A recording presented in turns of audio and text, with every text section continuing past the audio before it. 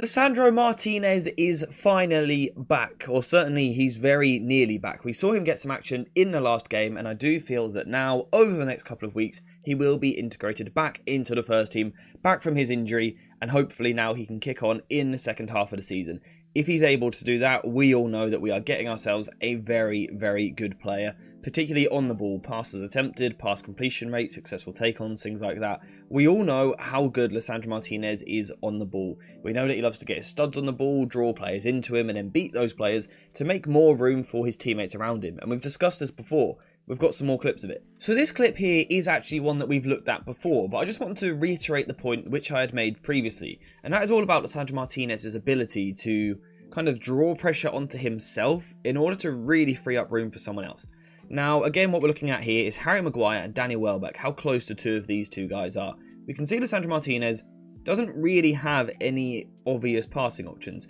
If he was to try and play a ball through here into this more advanced player, the opposition Brighton player is ready to cut it out. So Lisandro Martinez has a problem. There is no one that he can really pass to because all of his teammates are marked. How does he make his teammates unmarked? He draws the opposition onto himself. He takes the pressure onto himself, which is really something which only a few centre-backs in the world can do. So we see here, he's drawn the player in, he beats the player with his low centre of gravity, ability to turn. So he beats the guy here, and after this, he is able to make room for his teammates, because what he does is he now puts his studs on the ball and basically goes to the Brighton players, go on, try and tackle me.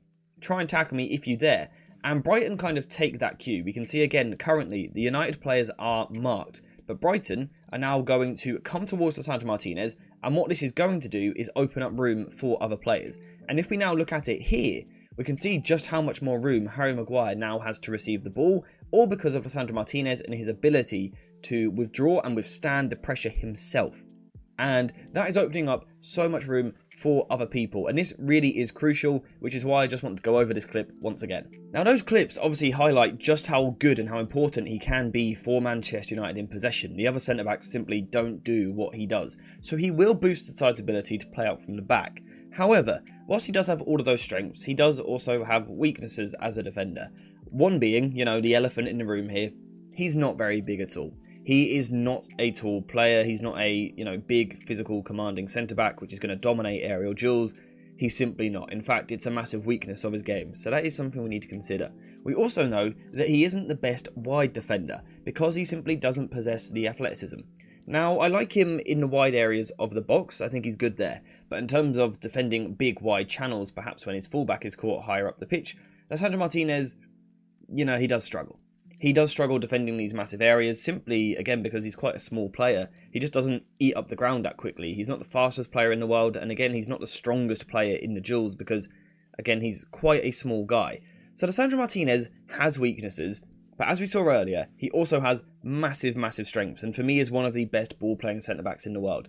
So I think what Erik ten Hag needs to do in the second half of the season is find a way to get Lisandro Martinez back into this side, utilising all of his strengths which he has, which are plentiful. He's a wonderful player. But then also, he needs to be put into a system which is going to protect and mask over his weaknesses. So how can he do that in different phases of the game? That's the question. Let's look at the answers. So before we continue into the video, a quick shout out to today's video sponsor, JerseyFifa.com, the home of all of the greatest football kits. Whether that be the new latest releases or the old classic ones like this, Jersey FIFA has something for everyone, and now you can check it out yourself using the link in the description down below.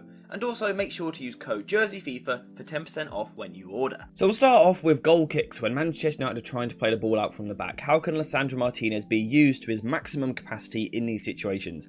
For me, this is one of the areas where he can really take us to the next level because of his ability to play in this first phase. Raphael Varane isn't exactly a specialist. Harry Maguire is decent, but not when put under pressure. Victor Lindelof is average at best, and the same for Johnny Evans. Lisandro Martinez brings us true quality, and that is why I would like to see a slight structural change to the way that we do things in these areas, and actually revisit a shape which we saw on occasion in pre-season, with Raphael Varane, or whoever the right centre-back may be, dropping deep alongside Onana when we play the ball out from the back at goal kicks, and then push Lisandro Martinez a little bit higher into this area, into midfield, with Kobbie Mainoo also dropping alongside him.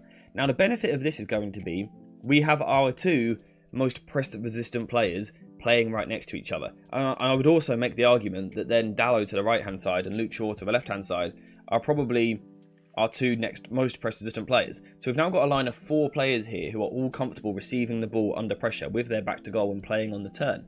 That's literally perfect.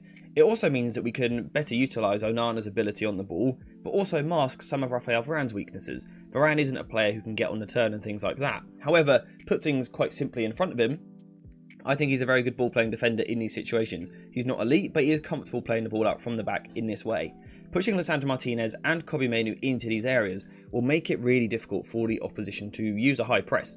Certainly to use a high press effectively. If United are patient and trying to work the ball out from the back, United do have numerical overloads and again individual quality which can receive the ball. So let's say the opposition were to go really high even in a 4-4-2 for example. So let's push the fullbacks forward for the opposition, let's push 2 of the central midfielders forward like this. United simply overload all of these areas of the pitch by having a ball playing goalkeeper, but then importantly 2 players who can receive in the first phase with their back to goal, they can manipulate the ball and the opposition. It's really going to increase United's ability to play out from the back.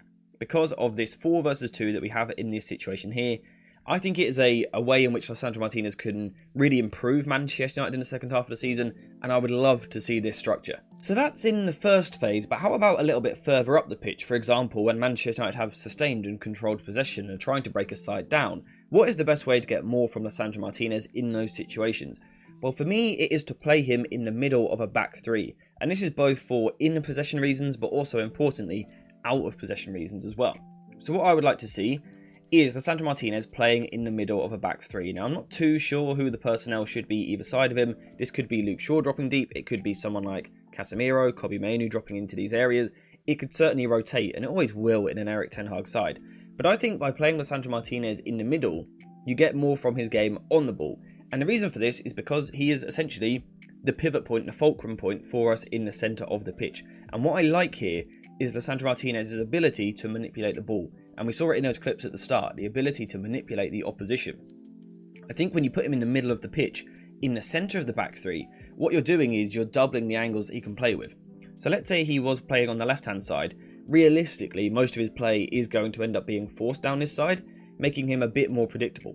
I think if we put him as the central defender, as the opposition try and press, with Lisandro Martinez putting his studs on the ball, as we've already seen, drawing these players towards him, the fact that he can then go left or he can go right is going to make it much more difficult for the opposition to try and trap us into one side of the pitch, because we have, with Lisandro Martinez in the middle, a real unpredictability to the way that we play.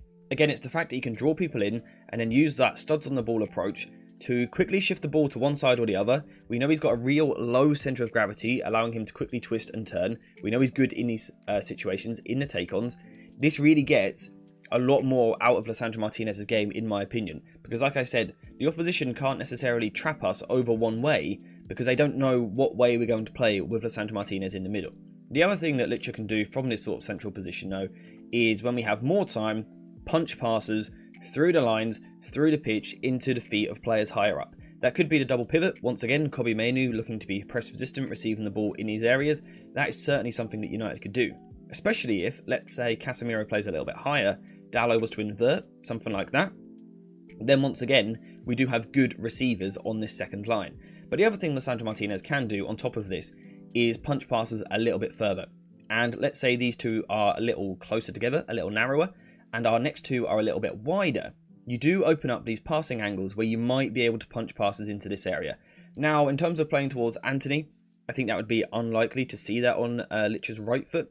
But using his left foot, when he does play this way, let's say the opposition have sat off a little bit, Licha is someone who is so good at punching passes through the lines, breaking the opposition down, taking out 2, 3, if not 4 players at a time by playing the ball through the lines, getting a player on the half turn a little bit higher up the pitch. So once again, I think this really benefits Lisandro Martinez and therefore Manchester United. However, as I said, this doesn't just improve Manchester United from an in-possession point of view. This is also important defensively, because now if we look at Lisandro Martinez, he isn't going to be tasked with covering a lot of ground in the wide channels. With him being the middle defender, life is made a lot easier for him.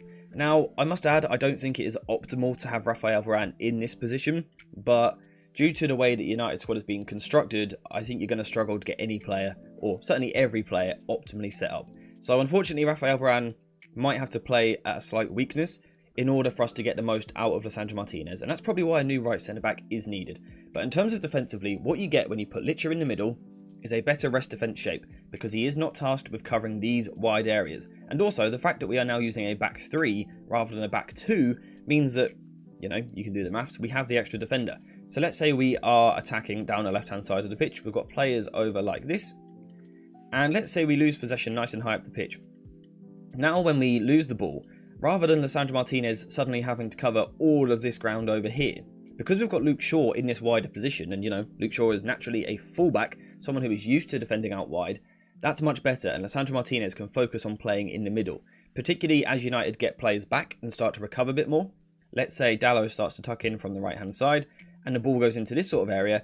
Perhaps Lisandro Martinez can now start being more aggressive in these areas if Rafael Varane is able to cover round. Again, this is an Erik ten Hag system, so there will always be rotations in the way that we build possession, in the way that we track back and try to win a ball back. There will always be rotations, but I think having Lisandro Martinez nearly the whole time in the middle of a back 3 with players either side of him can really protect what he can do and, you know, get the best out of him, but also mask his weaknesses, which is ultimately, you know, the task of a manager. No matter who the player is, no matter how good they are, how bad they are, the task of a manager is to get the best out of a player and mask their weaknesses. And Ten Hag can do this, and we did see a glimpse of it in pre-season. There were situations like this one here where he was in the middle of a back 3 on the ball.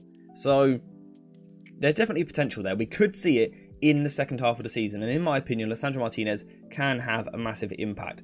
Now, don't get me wrong, he's not going to completely fix the side, because tactically there are still a lot of problems. However, I've got a feeling Ten Hag using Lisandro Martinez in the second half of the season, I think it will make a big difference. Let me know, though, what you think in the comments down below. How do you think Lisandro Martinez will be used? How do you think he should be used? What is your favourite strength of his?